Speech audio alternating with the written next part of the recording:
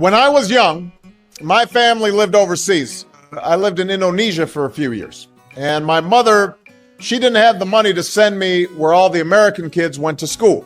But she thought it was important for me to keep up with an American education. So she decided to teach me extra lessons herself, Monday through Friday.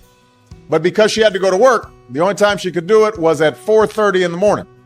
But whenever I'd complain, my mother would just give me one of those looks and she'd say, "This is no picnic for me either, Buster." So I know that some of you are still adjusting to being back at school, but I'm here today because I have something important to discuss with you. My father left my family when I was 2 years old, and I was raised by a single mom who had to work and who struggled at times to pay the bills and wasn't always able to give us the things that other kids had. There were times when I missed having a father in my life. There were times when I was lonely and I felt like I didn't fit in. So I wasn't always as focused as I should have been on school. And I did some things that I'm not proud of. And I got in more trouble than I should have. And my life could have easily taken a turn for the worse. But I was lucky. I got a lot of second chances. And I had the opportunity to go to college and law school and follow my dreams. My wife, our First Lady, Michelle Obama, she has a similar story. Neither of her parents had gone to college, and they didn't have a lot of money. But they worked hard, and she worked hard so that she could go to the best schools in this country. But some of you might not have those advantages. Maybe you don't have adults in your life who give you the support that you need.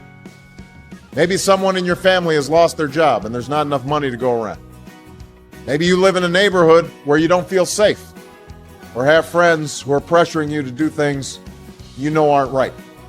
Maybe you could be a great writer, maybe even good enough to write a book or articles in a newspaper, but you might not know it until you write that English paper, that English class paper that's assigned to you.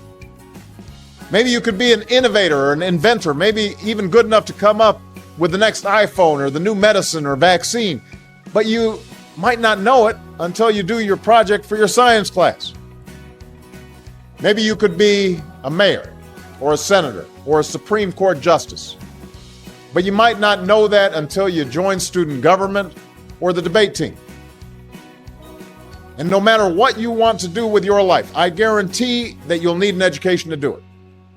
You want to be a doctor or a teacher or a police officer? You want to be a nurse or an architect, a lawyer or a member of our military? You're going to need a good education for every single one of those careers. You cannot drop out of school and just drop into a good job. You've got to train for it and work for it and learn for it.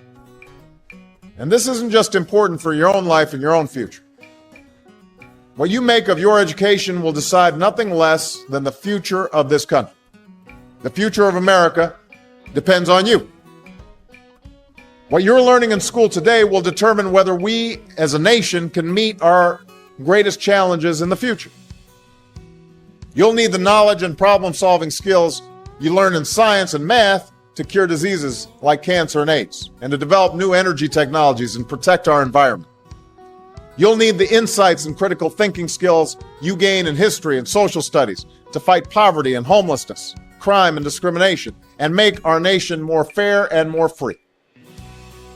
You'll need the creativity and ingenuity you develop in all your classes to build new companies that will create new jobs and boost our economy.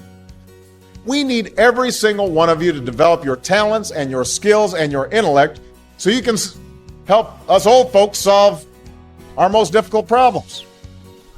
If you don't do that, if you quit on school, you're not just quitting on yourself, you're quitting on your country. Now, I know it's not always easy to do well in school. I know a lot of you have challenges in your lives right now that can make it hard to focus on your schoolwork. I get it. I know what it's like. But at the end of the day, the circumstances of your life, what you look like, where you come from, how much money you have, what you've got going on at home, none of that is an excuse for neglecting your homework or having a bad attitude in school. That's no excuse for talking back to your teacher or cutting class.